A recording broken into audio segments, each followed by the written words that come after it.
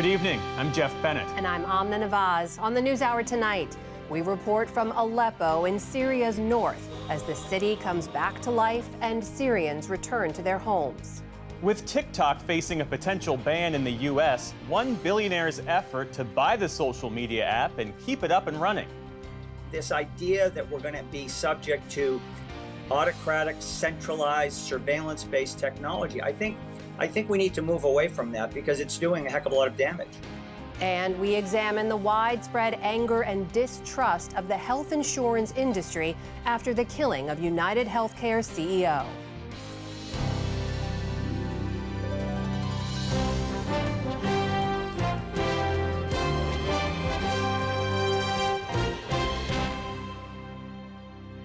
Major funding for the PBS News Hour has been provided by the ongoing support of these individuals and institutions, and friends of the News Hour, including Jim and Nancy Bildner and the Robert and Virginia Schiller Foundation, the Judy and Peter Bloom Kovler Foundation, upholding freedom by strengthening democracies at home and abroad. The John S. and James L. Knight Foundation, fostering informed and engaged communities. More at kf.org.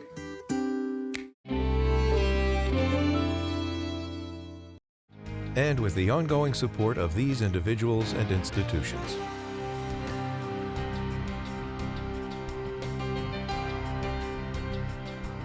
And friends of the News Hour.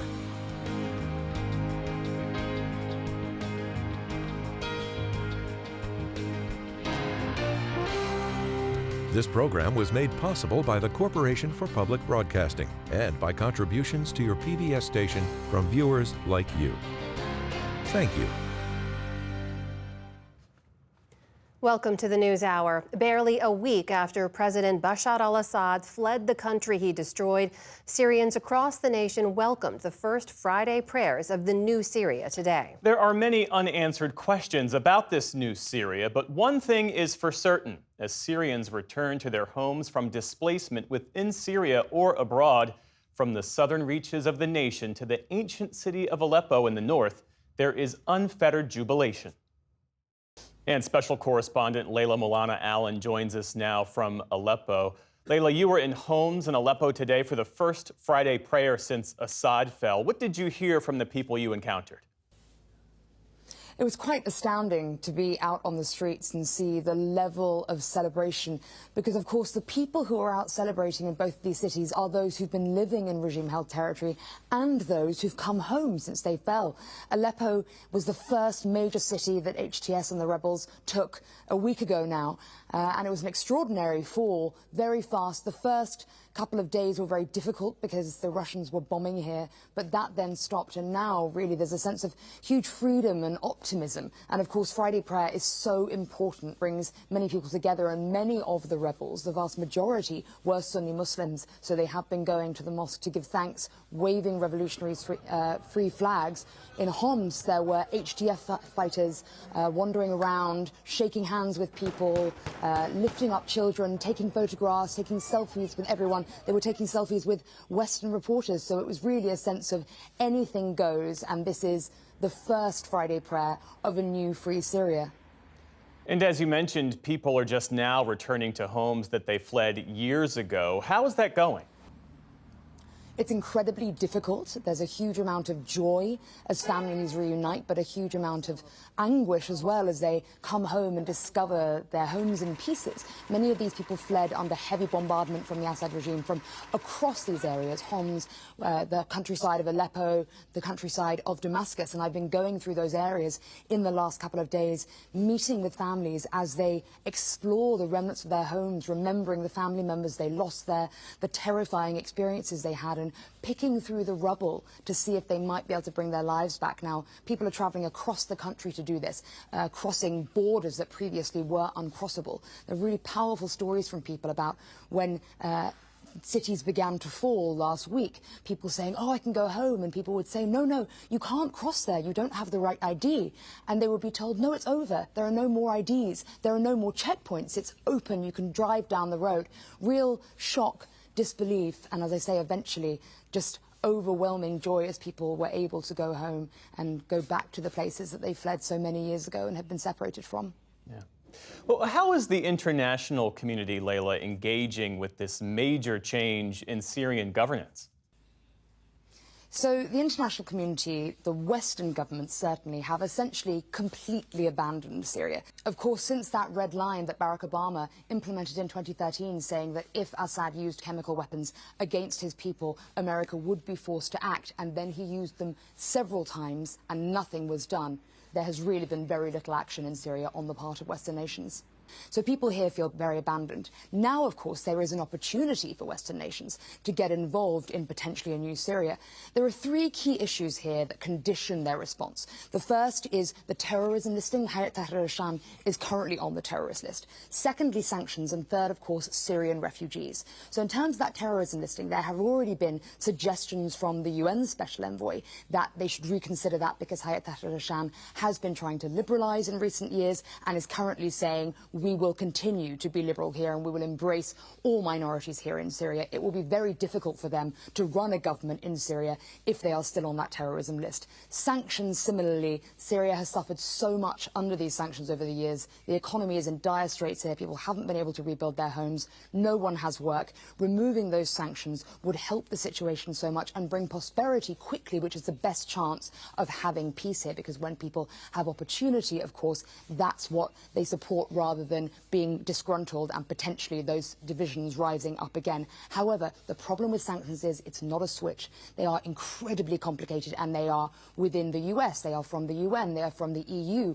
All different listings, all whether they're financial, whether they're to do with trade, whether they're to do with borders. So lots of engagement and agreements potentially going on behind the scenes as people discuss that. And lastly, of course, the big motivator here, particularly for EU countries and Turkey, is the refugees. If they can create a peaceful situation in Syria that's moving towards a genuinely liberal government where the economy can recover and people can live good lives, they will then be able to fairly send Syrian refugees back home, knowing it's a safe place for them to live. Many of them want to go home if it is a safe place for them to live. So that's a huge motivator for those EU nations. Special correspondent Layla Molana Allen reporting tonight from Aleppo. Layla, thank you. Thank you.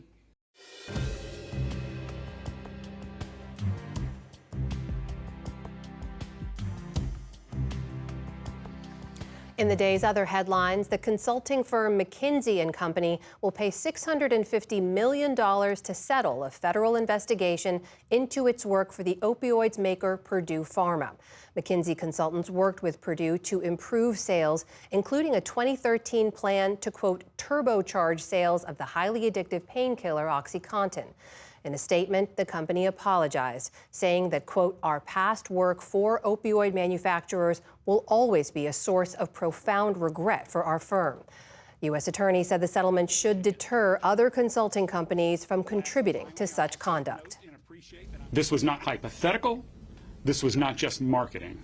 It was a strategy, it was executed, and it worked. McKinsey's strategy resulted in prescriptions for OxyContin that were unsafe, medically unnecessary, and lacked a legitimate purpose, and were often diverted. In addition to the payment, McKinsey has agreed to implement a compliance program to identify high-risk clients. And the company won't do any work on the sale, marketing, or promotion of controlled substances for a period of 5 years. The state of Texas is suing a doctor in New York for mailing abortion pills to a patient in the Dallas area. Texas Attorney General Ken Paxton alleges that the doctor violated state law by prescribing abortion-inducing drugs without being able to practice in Texas. The lawsuit seeks thousands of dollars in damages, though no criminal charges are involved. It marks one of the first challenges to so-called shield laws in states like New York, designed to protect physicians who provide such prescriptions online or over the phone. The number of abortions in the U.S. has increased slightly since state bans started taking effect after Roe v. Wade was overturned in 2022. That's in part because of out-of-state telemedicine. The U.S. military has brought an American who was imprisoned in Syria out of the country. 2 U.S. officials tell the Associated Press that Travis Timmerman has been flown to Jordan on a military helicopter. He and other prisoners were freed earlier this week after rebel groups ousted the country's president, Bashar al-Assad, and began opening the country's infamous prisons. The 29-year-old was detained 7 months ago after crossing into Syria while on a Christian pilgrimage. It's unclear at this stage where Timmerman may go next. President Volodymyr Zelensky says that Russia launched a barrage today of 200 drones and nearly 100 cruise and ballistic missiles all across Ukraine. He described it as one of the heaviest bombardments of the war, and the target was the country's energy sector. Ukrainian defenses shot down most of the missiles, but others struck homes and apartment complexes. In the capital city of Kyiv, people took refuge underground to escape the strikes, which have grown more frequent as Russia tries to cripple Ukraine's electrical grid as winter sets in. Elsewhere, Russian forces have drawn even closer to the vital eastern hub of Pokrovsk. The city lies in ruins, and residents have been forced to flee, some with only the clothes on their backs. How would one live here? No power, no heating, no gas, no water. Nothing good. We will leave tomorrow while cargo taxis are still running. The Russians have already positioned themselves behind our house, in the forest. Pokrovsk is an important transportation and supply route for Ukraine's army. Losing it to Russia would be the biggest military setback for Kyiv in months. In France, President Emmanuel Macron has selected centrist ally François Bayrou as the country's new prime minister. The 73-year-old has been tasked with forming a new government after a no-confidence vote in parliament led to the resignation of the former prime minister last week. That was prompted by fierce budget disputes and left France without a functioning government. Bayrou has been in French politics for decades and was cleared of embezzlement charges over European Parliament funds earlier this year. The drinkware brand Stanley has recalled some 2.5 million travel mugs sold in the U.S. after dozens of reports that their lids pose a burn hazard. The recall includes the popular switchback and trigger action models purchased in the last 8 years. The company says parts of their lids can shrink when exposed to heat, causing them to come off during use. 38 people worldwide reported burn injuries. 11 of them required medical attention. Stanley advised customers to stop using the mugs immediately and to contact them for a free replacement lid. On Wall Street today, stocks ended mixed to close out a sluggish week. The Dow Jones Industrial Average slid for a 7th straight session. That's its longest losing streak since 2020. The Nasdaq managed to eke out a small gain, adding about 20 points. The S&P 500 ended the day flat. And the ancient artifact revered by many Christians as Jesus Christ's crown of thorns was returned to the Notre Dame Cathedral today. It had been saved from the flames that nearly destroyed the cathedral in 2019. The twisted band of branches is encased in a gilded golden tube. And though its authenticity has never been proven with certainty, the crown has been a treasured artifact in France since King Louis IX brought it to Paris in the year 1239. The public can view the crown again starting on January 10th. Still to come on the NewsHour, we examine the critical role Turkey and its neighbors could play in Syria's future. David Brooks and Ruth Marcus weigh in on the week's political headlines. And the artist known for her portrait of Michelle Obama discusses how she approaches her work. This is the PBS News Hour from the David M. Rubenstein Studio at WETA in Washington, and in the West from the Walter Cronkite School of Journalism at Arizona State University. The fall of Bashar al-Assad is rippling throughout the Middle East. Turkey announced today that it would reopen its embassy in Syria's capital, Damascus, tomorrow after closing it 12 years ago. And Secretary of State Antony Blinken has been traveling in the region. He visited Jordan and Turkey yesterday and stopped in Baghdad today. And he reiterated what the U.S. hopes to see in Syria. In all of this, what's happening in Syria does have an important impact, and it's very significant that Iraq, along with many other countries in the region and beyond, will make best efforts to support the Syrian people as they emerge from the Assad years. For perspective on how the shifting situation in Syria impacts the greater Middle East, we turn to Ambassador James Jeffrey. He previously served as U.S. Ambassador to Turkey and Iraq and was a special representative for Syria engagement during the Trump administration. He's now at the Wilson Center, a Washington, D.C. think tank. Good to see you.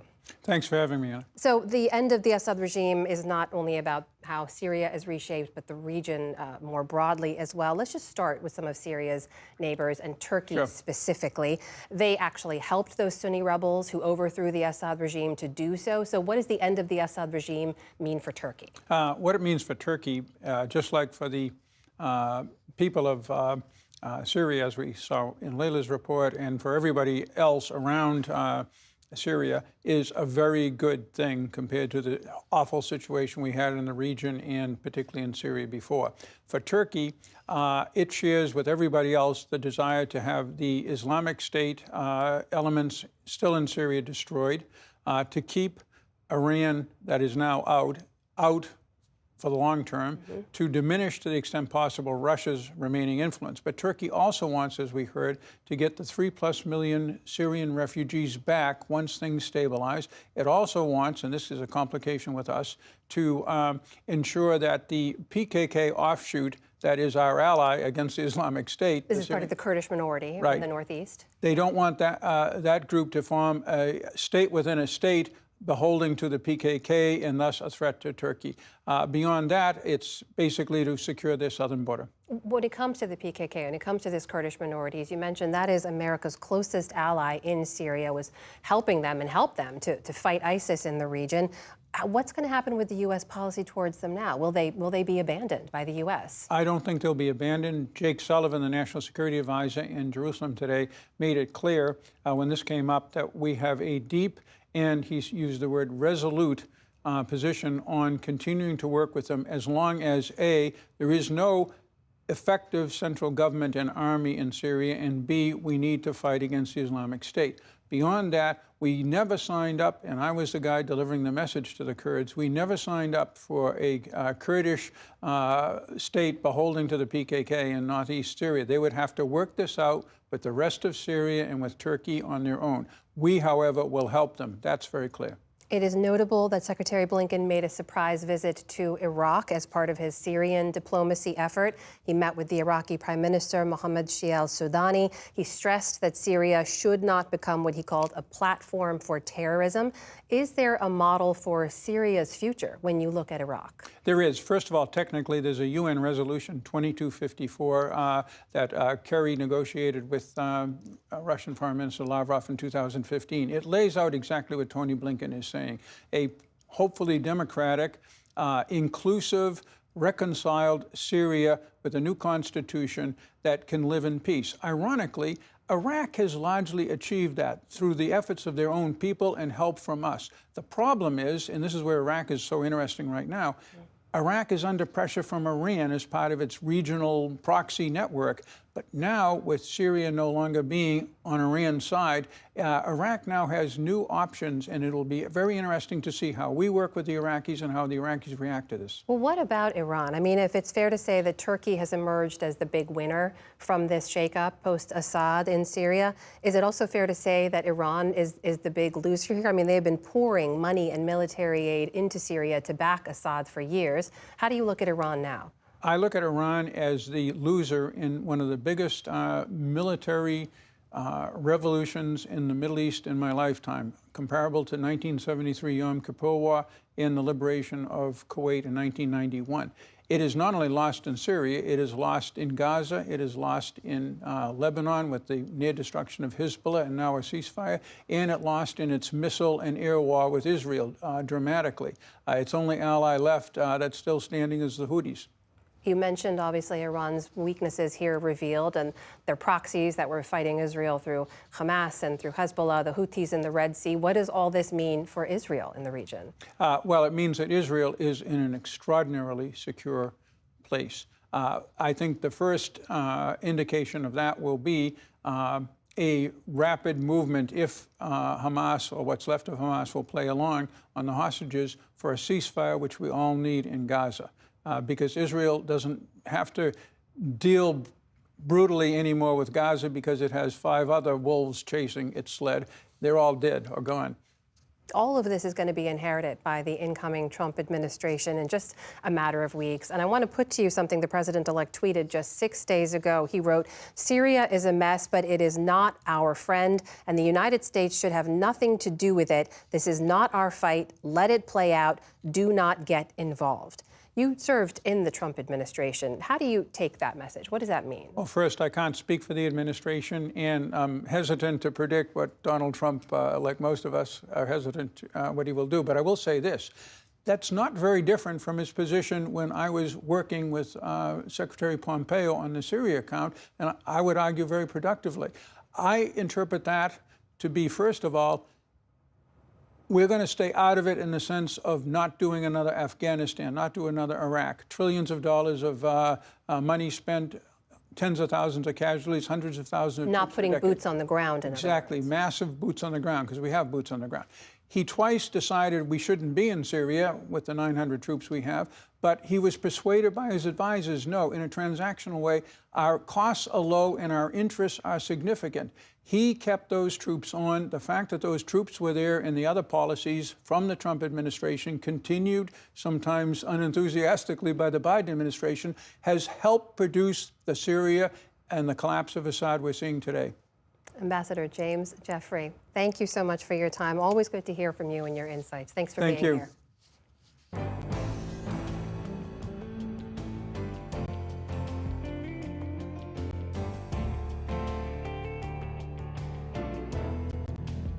Congressional lawmakers today told Apple and Google they must be ready to remove TikTok from their U.S. app stores on January 19th.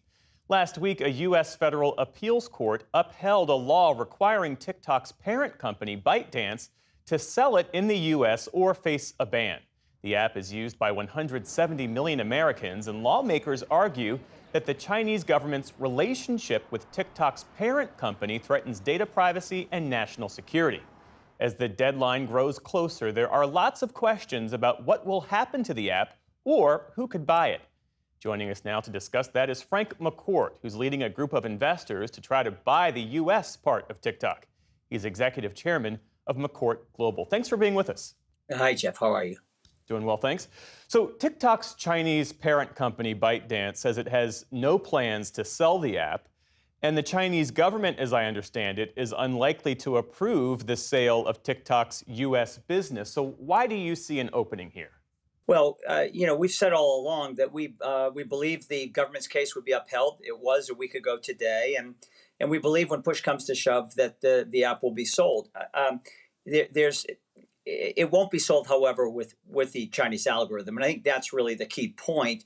China's made it clear that that's national intellectual property. They're not selling it, and we're one of the few, if not the only bidder, that is interested in buying U.S. TikTok without the algorithm. We have a full, clean, made in America stack ready to go to migrate the user base over to it. So we think there's a high likelihood that there'll be a sale. We could be wrong, and it may be shut down. But I hope it's not shut down. The user base of TikTok hopes it won't be shut down. And of course, President-elect Trump has said he doesn't want to see a ban either. What conversations have you had with the president-elect or members of his team about this? We're just opening up those lines of communication now, now that the judges made their ruling and the deadline is set. And so we just want to make sure that the president-elect knows that there's an alternative here that's a real win-win. And by that, I mean the Chinese government can win because they can keep their algorithm. President-elect Trump can fulfill a desire and a commitment to stop the app from being banned. The American citizens and America can be protected, and we can remove the national security threat. And of course, the user base on TikTok can continue to enjoy the platform. Without that algorithm, that proprietary code that makes the app so effective at predicting what kinds of videos users want to see, without that special sauce, doesn't that make TikTok certainly less valuable, but also less desirable? Yeah, that is a good point. It does make it U.S. TikTok less valuable, and yeah, the algorithm is great, but as I said, people, so is democracy, so is civil discourse, so is a information ecosystem that gets us all smarter, and so is protecting kids. So the point here is we want to move the user base of TikTok over to a new stack that is not driven by a top-down algorithm. And what I mean by that is the current tech architecture is one where we're all surveilled, our personal data is scraped and aggregated, algorithms are applied, and then we're manipulated, quite frankly. And this is the national security threat that's become obvious now and why Congress moves so quickly.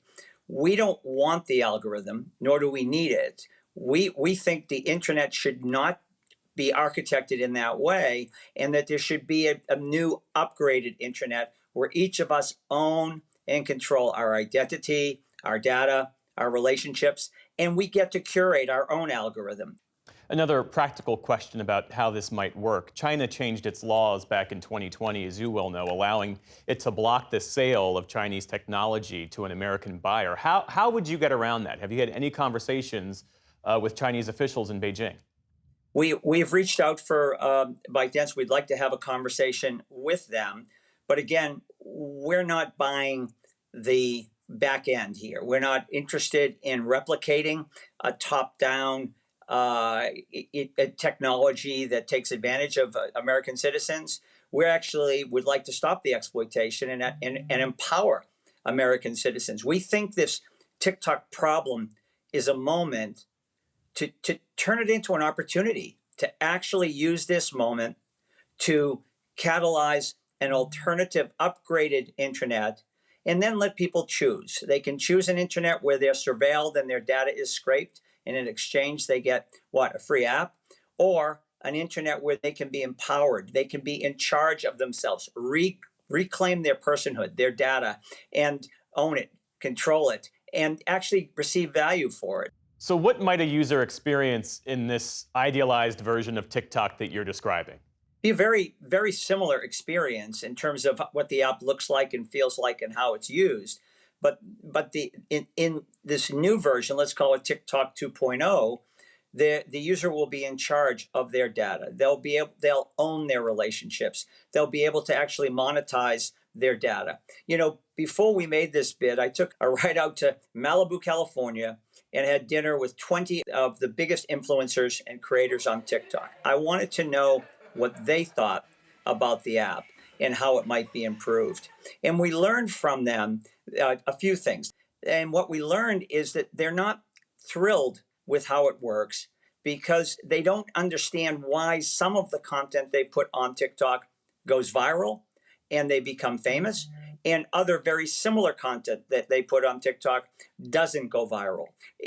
And because it's a black box algorithm, they have no idea what is working and why.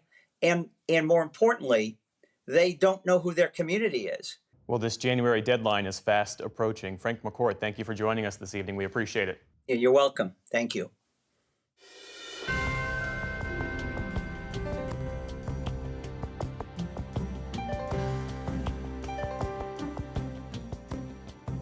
The murder of United Healthcare CEO Brian Thompson has revealed a simmering anger with the American healthcare system. William Brigham has more. That's right, Jeff. Today, in a New York Times op-ed, Andrew Whitty, who is the CEO of United Healthcare's parent company, acknowledged people's anger, saying, in part, "We know the health system does not work as well as it should, and we understand people's frustrations with it. No one would design a system like the one we have." But of course, it is the system we have that so many people feel is rigged against them. For some insight into all of this, we are joined now by Wendell Potter. He spent decades working for the health insurance company Cigna before leaving and dedicating his career to reforming that industry. Wendell Potter, so good to have you on the program. We shouldn't have to stipulate this, but let me do so. Murdering a healthcare executive is completely unacceptable. The online discourse that has followed that murder is ghoulish and ghastly. But I want to ask you, as someone who spent years working within that industry, what has your reaction been to seeing this cauldron of anger and fury reveal itself? It really hasn't surprised me. I thought it was just a matter of time before we would see something like this. It's tragic that the circumstances are as they are, that someone was murdered. But this has been building for a long time, and I saw it even when I was in the industry. I knew that people didn't like us, didn't like the work that we did, and for good reason, because we, as a matter of business, denied necessary care for years and years and years, and also made people pay a lot of money out of their own pockets in recent years before their coverage kicks in. As a consequence, people are just not getting the care that they need and can afford, despite ever increasing premiums every single year. And it is a system that these companies didn't create, but I can assure you they spend an enormous amount of money to keep it in place because it is extraordinarily profitable and very rewarding for the shareholders that own these companies. I mean, there have been some people, including some prominent Democrats, who have said while they don't condone the shooting violence, they have argued that denial of claims and all of these, financial impediments that you're describing that are put on customers is its own kind of violence, a different kind of violence. What do you think of that? Is that hyperbole, or is there some truth to that? There's truth to that. I've said something comparable. This was a violent act, but every day across America, and this has been the case for many, many years, I don't think it's hyperbole to say that these companies have acted with violence toward the people who are enrolled in their health plans, because they have, through delays and denials, have shortened the lives of a lot of Americans. They have made a lot of Americans suffer because of these delays. I talk to patients all the time who've told me about having to try to get the treatments that their doctors know that they need, but they've been delayed for months and months and months in many cases. And in many cases, it's debilitating pain. But these companies are able to keep a distance from that. And sadly, we're seeing it bubble over into rage that I've never seen before. The suspect in this murder apparently was not a customer of United Healthcare, but it is the nation's largest insurer and apparently has the nation's highest rate of denying claims, I think ahead of the industry average. And that rate of denials has also been increasing. Do you have a sense as to why that is? The rate of denials has been increasing because of pressure from Wall Street. It's notable that Brian Thompson was in New York to speak at his company's Investor Day, which is the most important day in an insurance company's existence if their stock is traded on the New York Stock Exchange, as is United Health. So is Cigna's. I used to plan those days when I was at Cigna. And it is an opportunity for the executives to tell their shareholders how they plan to continue the profitable growth and reward them with the profits that they've been achieving or hopefully hope to achieve in the future. So that's what's most important. And when you're trying to satisfy Wall Street's profit expectations, actually every 3 months, that means you have to take some actions that are going to result in people who are enrolled in your health plans not getting medically necessary care. They have one or two ways of controlling healthcare expenses. One is to reduce or control the unit cost of goods and services. Insurers over the years have done a lousy job of doing that. So they focus on reducing our utilization or making it more difficult for us to get the care that we need. Devil's advocate question, though. We live in a capitalist society. These are for-profit companies, as is our entire healthcare system. Voters have been presented with single-payer Medicare for all options, and it's never taken on a groundswell of support, really. So how do we go about enacting the change that you and many other advocates argue if we are having to operate in this for-profit system that we're operating in? And one of the reasons why you see an erosion of support for a fairer healthcare system and one in which the government would play a more significant role in making sure that we're all covered is because these companies spend enormous amounts of money on propaganda campaigns to scare people away from any kind of reforms that the industry doesn't like. I used to be a part of that. I've often said that my title should have been Vice President of Propaganda. They also spend enormous amounts of money on campaign contributions and lobbying to protect what is a very, very profitable status quo. Now, it's important to keep in mind, though, that it hasn't been all that many years that we've had these big, massive corporations controlling our access to care. It's only been in more recent years that we've seen these gigantic corporations move into this space. All right, Wendell Potter, health insurance reform advocate. Great to speak with you. Thank you very much. Thank you, William.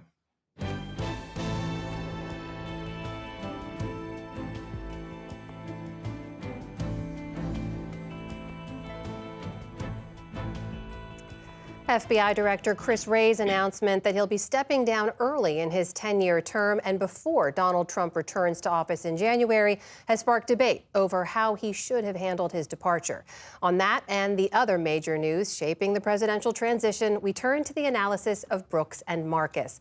That is New York Times columnist David Brooks and Ruth Marcus, associate editor for The Washington Post. Jonathan Capehart is away. Great to see you both. Hi. Let's start with Wray's decision, and I want to just play for you a little bit of the comments that he made to the Bureau in which he announced his decision to step down in January before Donald Trump could fire him. Take a listen.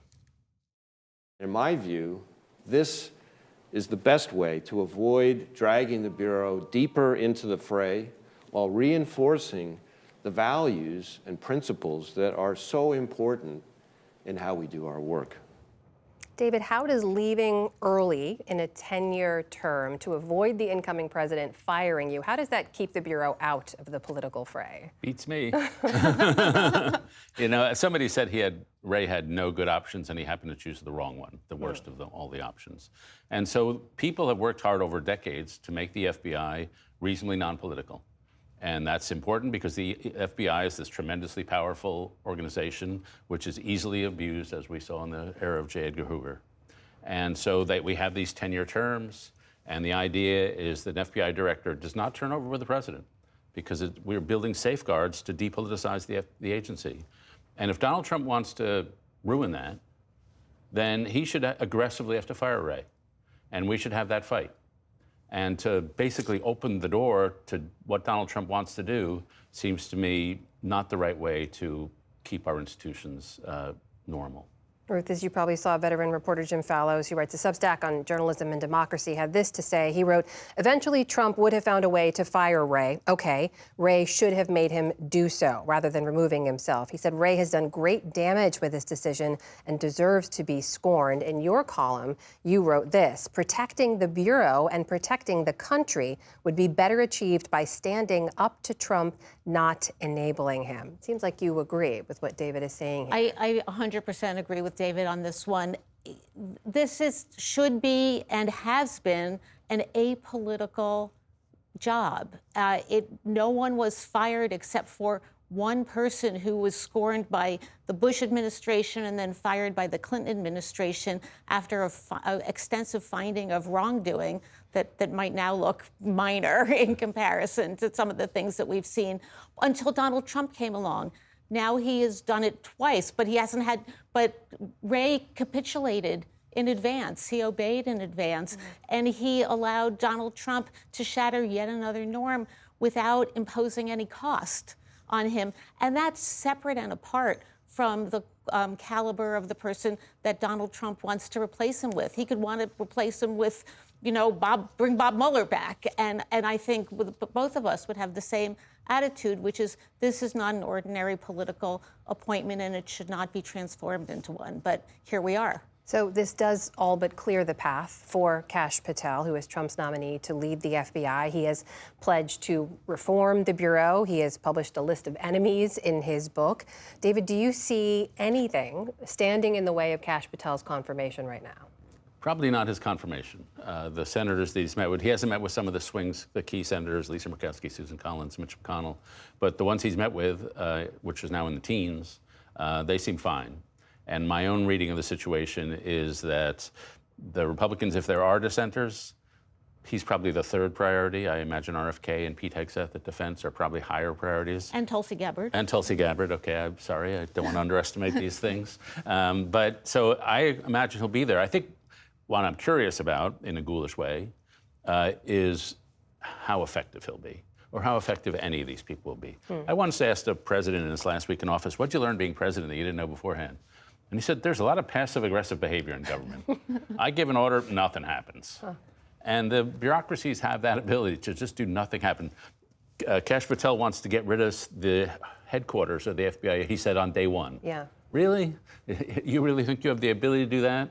So I don't think we're going to see much political opposition. I'm just intensely curious how the agencies themselves respond when these sorts of people lead them. Well, Ruth, for this specific agency, when you take Wray stepping down early and Kash Patel potentially taking that job, what does that mean for the future of the Bureau? What does that look like under the next Trump administration? Well, read Kash Patel's book.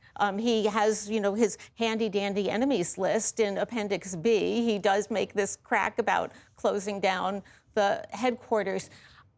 We shall see. It is going to be very difficult and appropriately difficult because the men and women of the FBI are professionals and sworn to uphold the standards of law enforcement, which means it can't be Kash Patel says, go investigate David Brooks, and they go investigate David Brooks. They have to have a predicate to do that. There are standards for what that predicate means. But hoping that those standards can hold up against a sustained political onslaught across the board is a very dicey situation. And it's why, while I agree with David's grim prognosis about the likelihood of Kash Patel being confirmed, that is, he will be probably will be confirmed, I think it's very unfortunate that we're here. I want to get both of your takes now on some new polling because Americans are looking at some of Trump's nominations, and about half of all U.S. adults in one poll say they're not at all confident in him picking well-qualified people. When you look at his defense secretary pick of Pete Hegseth, some 17% said they approve of the pick, 36% disapprove, 11% say neither. On his pick for Health and Human Services, that's RFK Jr., about 30% approve, 42% disapprove, 14% said neither. David, what do you take away from those numbers? Well, if you 17% said Hegseth and RFK Jr.'s in the 30s, that means a lot of people who voted for Donald Trump are not on board with these guys. Mm-hmm. And that, to me, is the big story to watch in the weeks ahead, which was my colleague David French put it this way: there are 17 million Republicans who voted for Trump in the primaries. But there are, I think, 74 now million people who voted for him in the general election. There's a big difference between those 17 who are the hardcore MAGA and that 74. And a lot of people in that larger group, they didn't vote for this. They voted to get back to the economy of 2019. And so to me, what will be interesting is as Trump overreads his mandate, how much public outcry is there? When he tries to deport people who've been living in this country for decades, how much outcry is there? And I happen to think that the public opinion will serve as a brake on Trump. I think the bond markets and the stock markets will serve as a brake on Trump when he does stuff that's not financially foolish. But the bottom line is there's going to be no internal resistance, which is unlike any other administration we've covered. But I'm thinking there will be external resistance from people who didn't sign up for all this stuff. Ruth, what do you make of that? Maybe some, and because I think for this reason, the Trump voters signed up for disruption. But I don't know if they signed up for this much disruption. They signed up for disruption, but they didn't know it was going to be named Matt Gaetz and Tulsi Gabbard and RFK Jr. and Pete Hegseth. And, you know, I'm running out of breath as I'm going through the list of all of them. And one thing that was striking in that poll was that includes Republicans. I think 2 out of 10 Republicans said they had little to no confidence in Trump's choices, and another 2 out of 10, so 4 out of 10, said they had little to no or only moderate confidence in Trump's choices, and those are his voters. There's this other moment we're in that I want to ask you about. You saw the conversation William just had. On the heels of the United Healthcare CEO Brian Thompson's murder, we've now seen his alleged killer become sort of a folk hero of sorts online, and not in the dark corners of the internet, out loud, in the open, in mainstream discourse. I'm just curious what you make of that conversation and what you're thinking as you're watching it unfold. David? Oh, it's reprehensible. And saying United Healthcare mistreats people is not an excuse. This is beyond the bounds. This is a time for a clear message. We don't kill people in this country. I'm struck by the class dynamics of this thing, where the Brian Thompson was a kid who grew up. His mom worked as a beauty salon. His dad worked for 40 years in a grain elevator. He grows up. He goes to Iowa State, excuse me. And so he comes from like a middle-class background, and he's the elitist. But the kid who grew up in a fancy real estate family, who went to a fancy prep school in Baltimore, who has 2 Ivy League degrees, that kid's the populist outsider. it seems almost a cartoon of the way some of our politics have drifted, with progressive elites and on the very extremes going off the fringes. And I just say one thing about United Healthcare. I've had my family denied coverage by United Healthcare. I've no love for them, but it is just a simple fact that their profit margin is 6%, which is low by any corporate standards. Other people in that industry, they have margins of 1%. The people who are driving up healthcare costs in this country are frankly not the insurance companies or the providers, it's the hospitals, the doctors. And if you want to be mad at somebody for all these healthcare costs and the mess our system is, maybe spread some of the rage around. I know we could have a much longer conversation about this, but Ruth, I want to make sure we get your take on this as well. Well, David said spread some of the rage around. One of the things that alarms me here is the degree of rage. We've all had our moments of rage against the healthcare machine and all our frustrations with coverage. But I worry that the lionization of this obviously disturbed young man and the apparent glee with which some people are treating his behavior and this cold-blooded murder, apparently cold-blooded murder, is illustrative not just of anger at the healthcare system, but anger more broadly. And we're kind of road rage nation, and that should scare all of us. Ruth Marcus, David Brooks, always good to speak with you both. Thank you so much.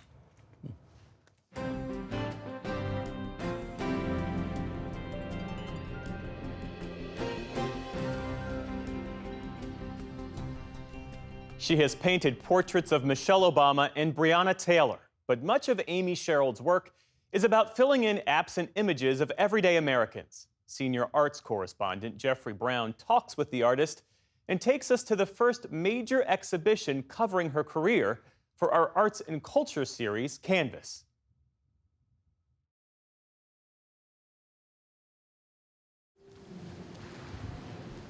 They look at us and we at them. A young woman in a pink blouse with a bow. A young man in stars and stripes and cowboy hat. Paintings hung a little lower than usual, says artist Amy Sherald, directly at eye level. My figures are present. They're not passively painted. These aren't passive portraits. They are standing there ready to be gazed upon, but also to gaze back at you. And in that interaction, I think we should find our humanity in each other. The first major survey of Sherald's work is now at the San Francisco Museum of Modern Art. Some show scenes at the beach or the playground. Most are individuals in brightly colored clothing set against equally vivid backgrounds. Sherald titled the exhibition American Sublime. This word sublime. Yes, What excellence. Excellence. Yes, the excellence of what it is to be an everyday American. The people that make the world go round. All of these individuals that are in my portraits stand up as archetypes for that, because we can think about all of the big names in the big H of history, but the little h is what really makes everything, everything. We met Sherald recently at her studio in Jersey City, New Jersey, just across the river from New York. Here she mixes her paints to concoct her own signature varieties of color. So this is my happy place back here. All kept in a storage space ready for use. This is also one of my favorite colors here. What is it? It's called Eat Your Veggies, and it's a mint green. Oh, so you not only make them, but you, of course, get to name them. Yes. I see. That's the fun part. And here's where she's created the works that have brought much renown. Most prominently, her portrait of Michelle Obama, captured in a moment of quiet contemplation rather than official pose, the first black First Lady painted by the first black woman to receive such a commission. And of Breonna Taylor, the medical worker shot and killed by Louisville police in 2020 in a botched raid on her apartment. What I wanted to bring out in that portrait was that she was an everyday American girl. She was just living her life in the pursuit of the American dream like everybody else. In fact, most of Sherald's work is of everyday people. And though they can be called portraits, they're not intended as portraits of the specific individual she's painting. Rather, they're characters she's imagining into existence. Black Americans rarely the subjects of portrait painting. You referred to them as archetypes. I mean, these are real people, but you're not painting them as themselves. No. Because of that absence, like they have to represent so much more than themselves. They have to. I think they do. Yeah, I think they have to. The girl next door, the farmer, for example, they're standing in history to represent the stories of those that came before them and the stories of those that will come after them. You refer to yourself as an American realist. Yeah. For me, I was doing what American realists were doing, what Andy Wyeth does, what Edward Hopper was doing. I'm painting everyday American moments. And within that, there is the Black American identity. Which is not there for the most part. Which is not there for the most part, you know? So the work does sit within art history as a corrective narrative, but it also sits in history as a celebration. Like a film director, Sherald casts people. Some she meets in life, some from casting agencies, and dresses them in clothes she collects. This is my costume section. These are items that I've either used in paintings or I potentially will use. She found this dress on eBay. I like the flowers, I like the color, I like the story that it could possibly tell. The story it could tell. Yeah. Yeah. The clothes tell a story in the painting as well as the person. In several paintings, Sherald also made her own versions of iconic photographs, including Alfred Eisenstadt's VJ Day kiss in Times Square from 1945. Now, two black men in a work titled For Love and for the Country. Everywhere, including backgrounds, rich colors. Note especially the skin tones, which she starts from shades of gray. When I'm mixing the color of the complexion, it varies between like a darker gray to a lighter gray if it's like a lighter skinned person like myself. I use warm colors like Old Holland yellow light, and I mix that with the black so that it gives the skin warmth, and I think that's why the skin kind of like glows and resonates as being alive. The result of all her aesthetic choices, recognizably black people, but in a subtle, though for her crucial way, portraits that are not about race first. Maybe we don't have to start there. Let's start with my humanity first. There's one of a girl with a red wig. She's kind of like a grunge girl. Like that was me when I was 22. I saw her, but she inspired me to paint her because she was living in her full authentic self. And I think that's what's really important. And so that's the universalism of it. It's like people should be able to look at someone that may not look like them, but also feel their humanity at the same time. Amy Sherald's exhibition, American Sublime, is at San Francisco's Museum of Modern Art through March 9th, before moving to New York's Whitney Museum and later the National Portrait Gallery in Washington, D.C. For the PBS News Hour, I'm Jeffrey Brown in Jersey City, New Jersey.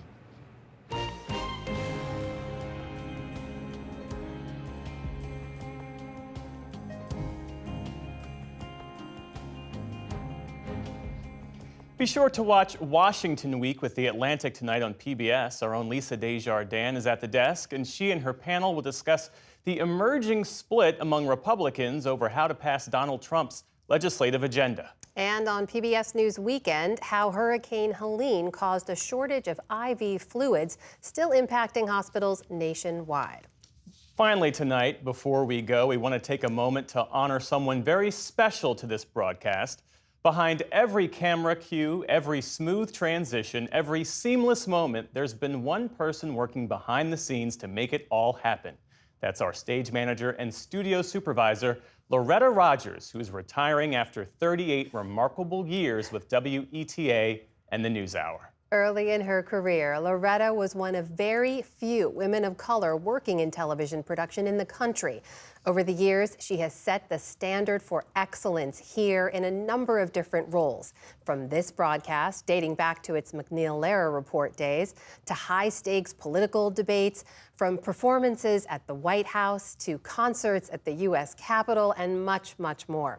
Since 1992, she's also served as the production union shop steward, fighting for their interest over the years. Loretta has been the steady hand guiding us in the studio through breaking news, historic moments, and big interviews, always with grace, always with precision and a quiet strength that will forever inspire us. Loretta, we at the NewsHour are who we are in large part because of you. You care about the work, you care about this team, and that legacy will live on long after the lights dim tonight. On behalf of all of us here at the NewsHour and the millions of viewers who have benefited from your professionalism and dedication, we thank you. This program is stronger because of you, Loretta. Loretta, dear, we will miss you so much. We wish you a retirement filled with relaxation, joy, and lots of new adventures. Thank you, thank you.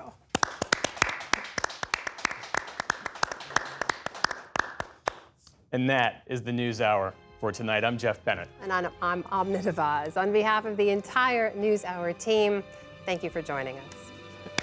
Major funding for the PBS NewsHour has been provided by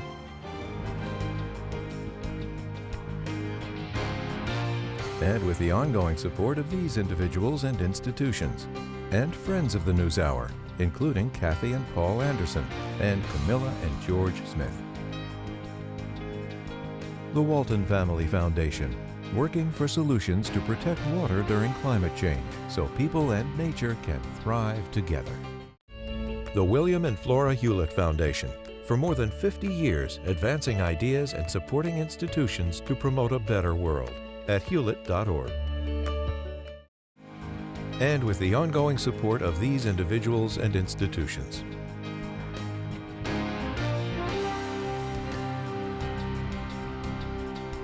And friends of the NewsHour.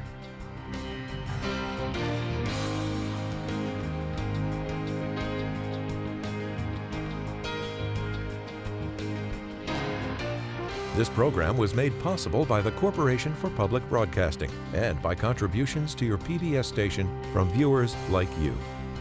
Thank you.